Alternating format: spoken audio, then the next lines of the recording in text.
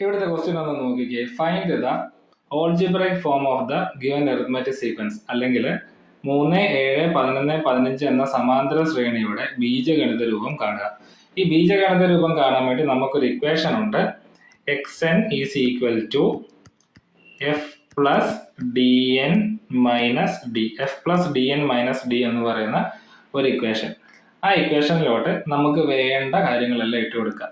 അതിനകത്ത് നമ്മുടെ എഫ് എന്ന് പറയുന്നത് എത്രയാണ്?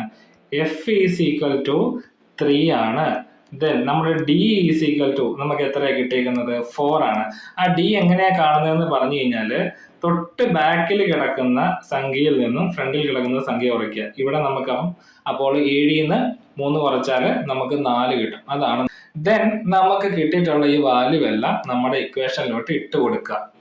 Okay, then X N is equal to F എന്ന് പറയുന്നത് നമ്മുടെ 3 ആണ്, പ്ലസ് ഡി എന്ന് പറയുന്നത് നമുക്ക് 4 ആണ്, ഇൻറ്റു എൻ മൈനസ് 4.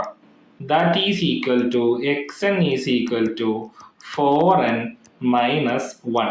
ഈ -1 എങ്ങനെ വന്നു എന്ന് പറഞ്ഞു കഴിഞ്ഞാൽ ഇവിടെ -4 അല്ലേ, ഇവിടെ +3 അല്ലേ. അപ്പോൾ ഇവര് തമ്മിലുള്ള ഡിഫറൻസ് കാണുക. വലിയ സംഖ്യയുടെ മുന്നിൽ കിടക്കുന്ന ചിഹ്നം ഏതാണോ അത് അവിടെ ഇട്ട് കൊടുക്കുക. അങ്ങനെയാണ് -1 വന്നത്. So our answer is xn is equal to 4n minus